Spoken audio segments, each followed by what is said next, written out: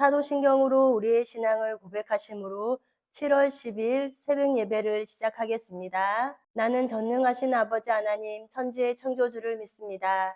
나는 그의 유일하신 아들 우리 주 예수 그리스도를 믿습니다. 그는 성령으로 잉태되어 동정녀 마리아에게서 나시고 본디오 빌라도에게 고난을 받아 십자가에 못 박혀 죽으시고 장사된 지 사흘 만에 죽은 자 가운데서 다시 살아나셨으며 하늘에 오르시어 전능하신 아버지 하나님 우편에 앉아 계시다가 거기로부터 살아있는 자와 죽은 자를 심판하러 오십니다.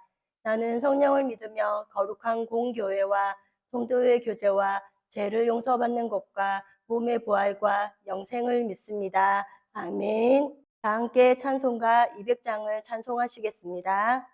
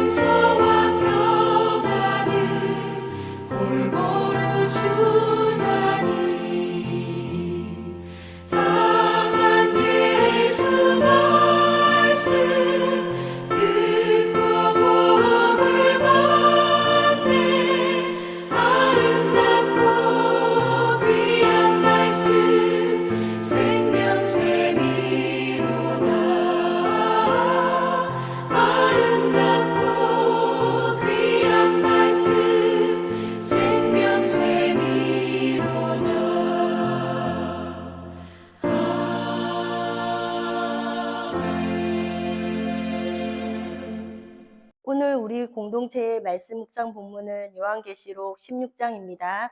그 중 1절에서 7절까지 봉독하고 말씀을 나누도록 하겠습니다. 또 내가 들으니 성전에서 큰 음성이 나서 7 천사에게 말하되 너희는 가서 하나님의 진노의 7 대접을 땅에 쏟으라 하더라. 첫째 천사가 가서 그 대접을 땅에 쏟음에 짐승의 표를 받은 사람들과 그 우상에게 경배하는 자들에게 악하고 독한 종기가 나더라. 둘째 천사가 그 대접을 바다에 쏟음에 바다가 곧 죽은 자의 피같이 되니 바다 가운데 모든 생물이 죽더라. 셋째 천사가 그 대접을 강과 물 근원에 쏟음에 피가 되더라. 내가 들으니 물을 차지한 천사가 이르되 전에도 계셨고 지금도 계신 거룩하신 이여 이렇게 심판하시니 의로우시도다.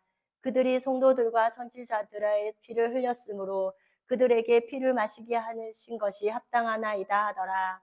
또 내가 들으니 제단에 말하기를 그러하다 주 하나님 곧 전능하신 이시여 심판하시는 것이 참되시고 의로우시도다 하더라. 아멘. 오늘 우리가 함께 읽은 요한계시록 16장 1절에서 21절까지의 말씀을 함께 살펴보고자 합니다.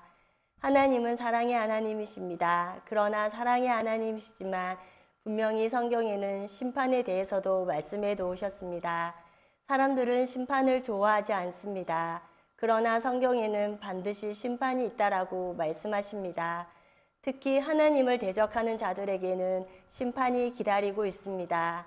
하나님의 사람들이 이 땅에서는 실패한 자 같고 무명한 자 같고 쫓기는 자 같으나 심판이 이루어질 때 신실하게 하나님을 섬겼던 자들에게는 심판의 때가 가장 축복의 때이며 가장 영광스러운 날이 될 것입니다. 16장은 일곱 대접 심판에 관해 말씀하고 있습니다. 일곱 대접 심판은 믿는 자들이 이미 땅에 없다는 것입니다. 성도들은 공중에서 주님과 함께 지내다가 예수님께서 이 땅으로 오실 때 함께 내려와 1000년 동안 이 땅을 다스리게 된다는 것입니다. 그러므로 일곱 대접 심판은 결국 이 땅에는 하나님을 대적했던 사람들만 남아있게 되고 이것은 완전한 심판을 이야기하고 있습니다. 일곱 나팔의 심판은 회개하고 돌이킬 수 있는 기회가 있지만 오늘 살펴보는 16장의 일곱 대접 심판은 더 이상 회개하고 돌이키는 사람이 없다는 것입니다. 이 심판으로 인하여 오히려 하나님을 대적하는 일이 더 생기게 됩니다. 오늘 이 말씀을 통해 우리는 다시 한 번 더 심판이 무엇인지에 대해 알 수 있기를 원합니다. 사도 요한 때에 교회를 핍박하고 하나님을 대적했던 로마 제국에도 동일한 심판이 임했고 또 오늘을 살아가는 우리에게도 반복적으로 하나님께 불순종하고 하나님을 대적하는 일들을 한다며 각기 다른 모양으로 크고 작음으로 심판이 임할 수 있다는 것입니다. 물론 이 심판은 완전한 심판은 아닙니다. 깨닫기 위한, 돌이키기 위한 심판일 수 있습니다. 그러므로 성도인 우리에게 늘 깨어 있으라고 말씀하십니다. 하나님의 사랑과 은혜의 뒷면에는 분명히 심판이 있음을 기억할 수 있기를 원합니다. 그리고 심판의 하나님이 아닌 은혜의 하나님을 모두가 만날 수 있기를 소원합니다. 심판은 1절에 또 내가 들으니 성전에서 큰 음성이 나서 일곱 천사에게 말하되 너희는 가서 하나님의 진노의 일곱 대접을 땅에 쏟으라 하더라 라고 말씀합니다. 회개하고 돌이킬 기회를 줬지만 끝까지 회개하지 않은 자들이 받는 심판입니다. 더 이상 기회가 없다는 것이기도 합니다. 2절은 첫째 천사가 가서 그 대접을 땅에 쏟음에 짐승의 표를 받은 사람과 그 우상에게 경배하는 자들에게 악하고 독한 종기가 나더라 라고 말씀합니다. 악하고 독한 종기는 고통을 이야기합니다. 불의의 결과로 몸이 겪는 고통입니다. 심판이 임하게 되면 우리 삶 가운데 고통이 임하게 된다는 것입니다.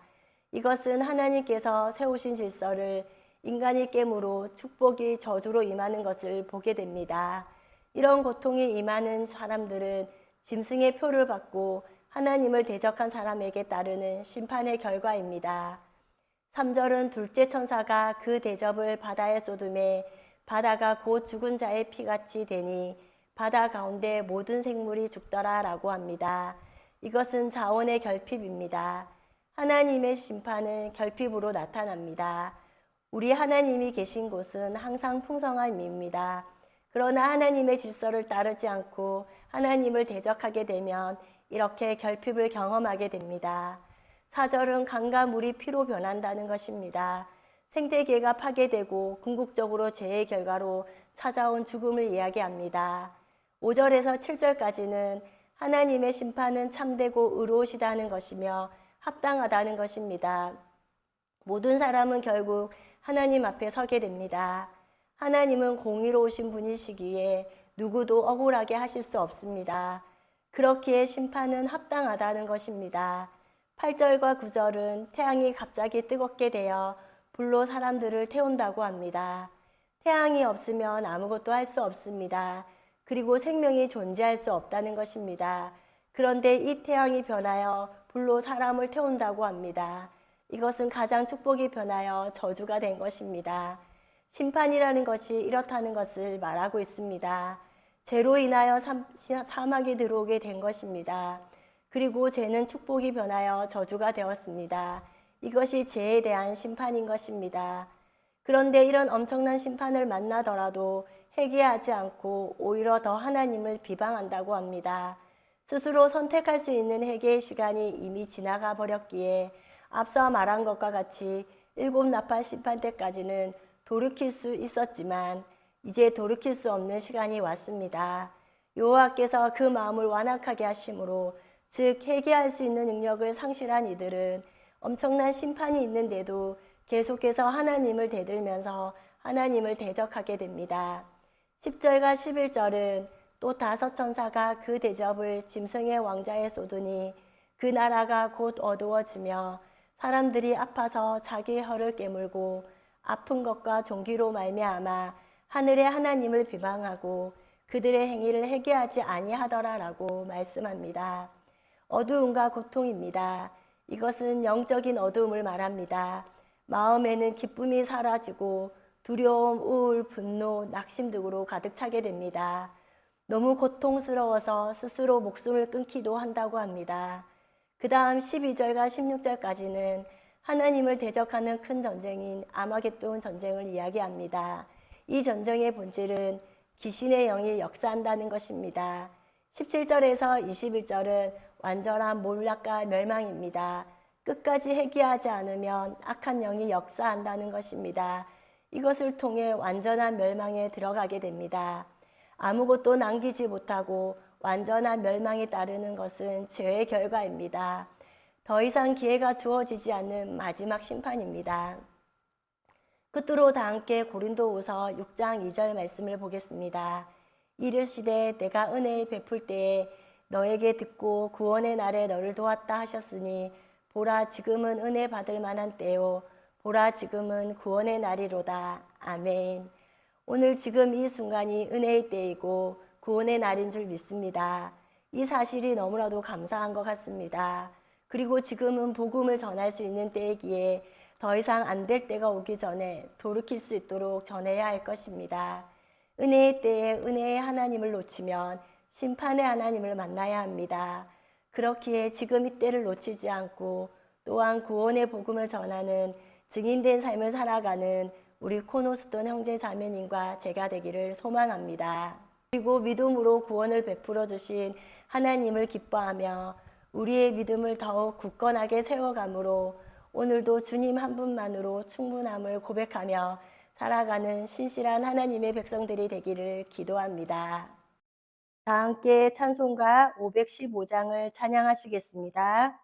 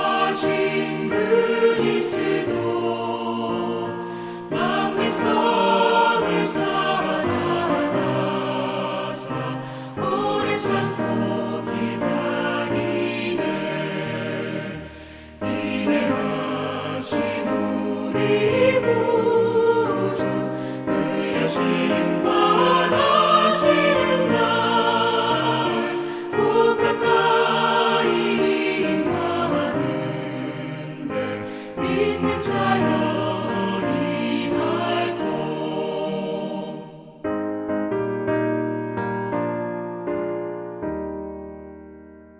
다 함께 기도하시겠습니다.